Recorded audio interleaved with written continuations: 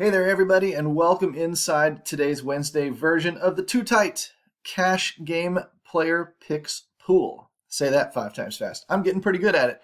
I'm your buddy Choppadong, and I'm here from DFSArmy.com, one-stop shopping all things daily fantasy sports, where if you use coupon code DFSArmy, you get a 10% off discount every month that you're a member for every sport, every VIP piece of content that we create, all yours for a 10% savings. Click like, click subscribe to this video, and let's kind of dive in and show you what we're talking about when we show you about a player pool that's too tight for cash games, small leagues, things like that, where you really don't need the leverage and you really don't need the low ownership plays to go off. In fact, in a cash game, if you take that low owned play, you're kind of taking a risk. Unnecessary for the lack of reward that you win by winning a 50-50 type of contest where $1 turns into $2. If you take that 10% owned player and he fails, then you really put yourself in a position where you can't make up ground on the other position players in your lineup. If you just take the guy who's 40% owned and just eat him, if he has a good day, great. If he has a bad day, great. You don't jeopardize much in the way of your chances to get into the top half of the competition.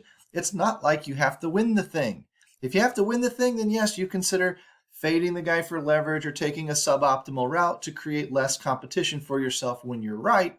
But when we're talking about those cash games where half of the player pool wins money, you really don't need the risk. So we stay very close to the vest. We play the owned players, the high ownership projected players, because those players are the players that the industry sees as the most obvious answers to the equation today. This is something we didn't do 5 and 6 years ago because we didn't have the capabilities. Now that we do, it makes cash games a whole lot easier. As a result, they're actually tougher to play.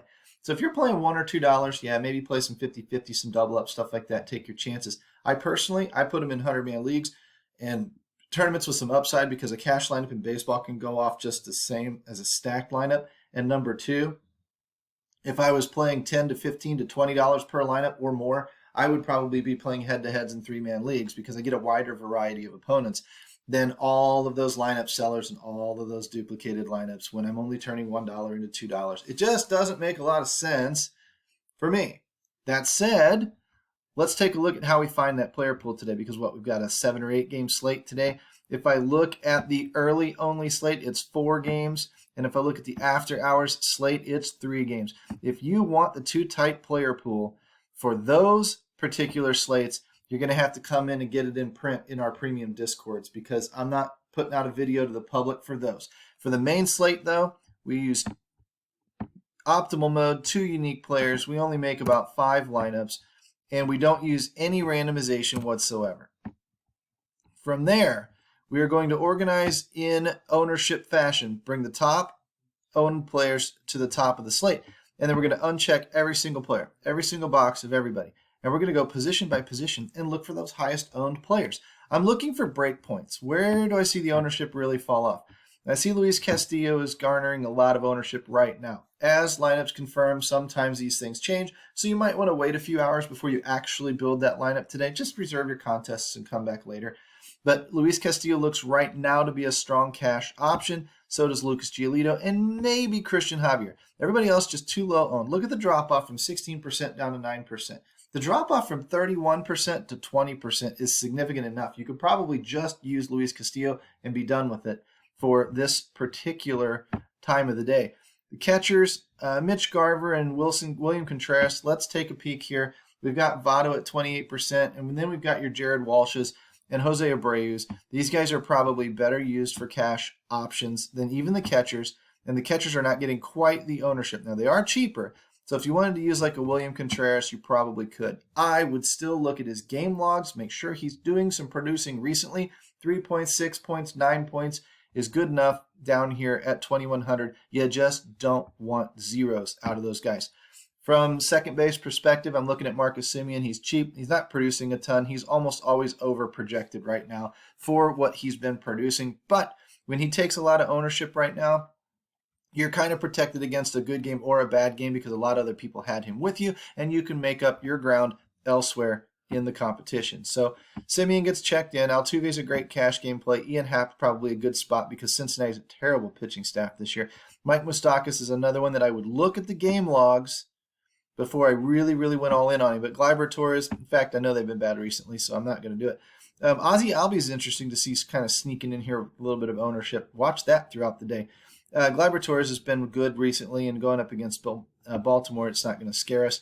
Third base, Rendon leads the way. It looks like there's Moustakas. He's up there in the ownership there, so we'll go ahead and check him, and if he gets used at second base, then so be it. Alex Bregman's been pretty decent recently. Brandon Drury against the Chicago Cubs is interesting. Jose Ramirez definitely should be checked. Rafael Devers, low owned, but probably worth checking at this point in time. Well, if he's going up against one of the better pitchers of the Sox, I can see why he's lower owned. But right now, Jose Ramirez probably should be checked. I don't know that I would Brandon Drury again without checking those game logs. I'm pretty sketchy when I'm looking at who exactly I'm going to take and who I'm not. I'm really banking on the fact that it's going to be Rendon or Bregman more than even Jose Ramirez. So I'm not too terribly worried about who I take and who I don't this early in the afternoon. Tim Anderson's a good, strong cash game play. Corey Seager, not so much. Wander Franco, maybe, maybe not. But these guys, are getting the ownership. In fact, I don't need Wander Franco below 17%. I'm keeping Gleyber Torres, and if he ends up being my lower-owned play of the day, then that's fine. Like I said, I'm not actively seeking those out for cash game scenarios, but if I do find one that makes a lot of sense, I'm going to include it in the player pool, and if it lands in my lineups, it lands in my lineups. Ohtani, boom or bust. Not typically a cash game player, but when he's this highly owned, you're really going to regret not having him if he hits a home run. Mike Trout is a cash game player almost always. Ronald Acuna Jr. is a cash game player almost always. Naquin is another one like Ohtani, a little bit boom or bust. Don't know that I would include him, but he's picking up a lot of ownership at 22-23%.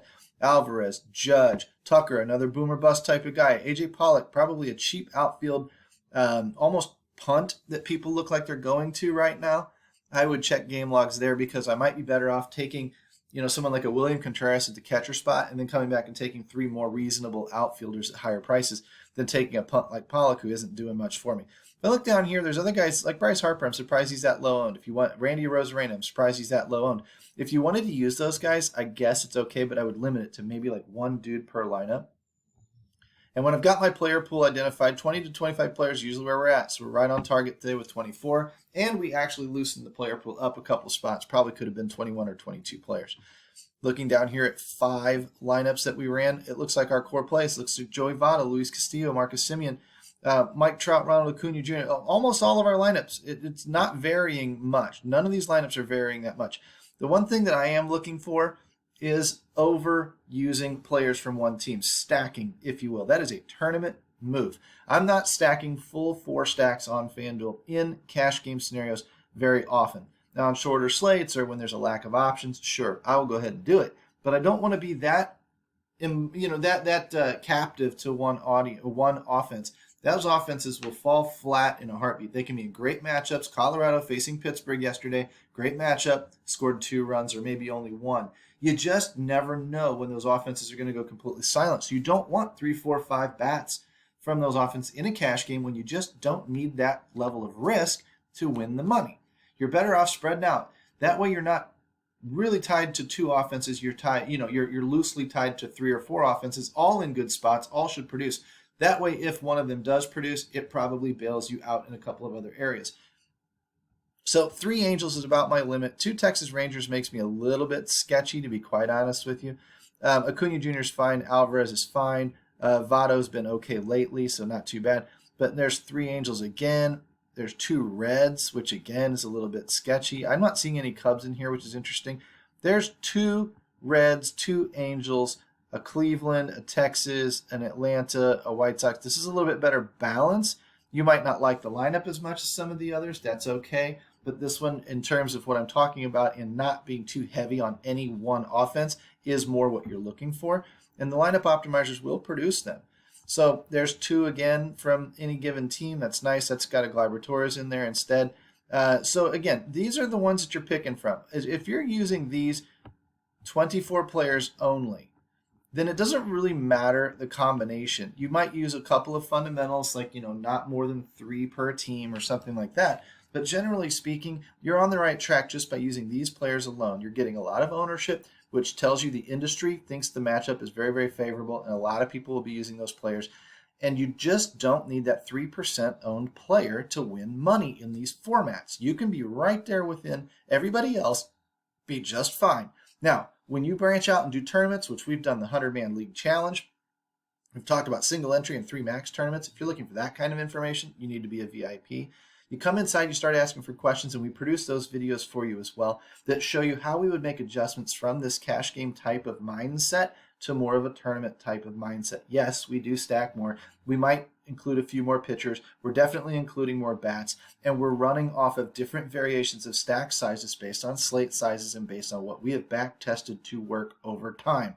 And that's what's producing winners right and left inside DFSArmy.com right now. We're all over those leaderboards. Our Army hats are up there at the top, almost every contest that you can see, and they're up there very, very consistently. If you're sick and tired of losing and you don't know where to go to fix your game, come look me up inside DFSArmy.com. I'm your buddy Chapadong. I'd be happy to coach you up. Until then, use the DFS Army coupon code for that 10% off discount. Come inside, take a look at all of our premium information, and I know you'll like us when you see us. Take care, everybody. We'll talk to you tomorrow.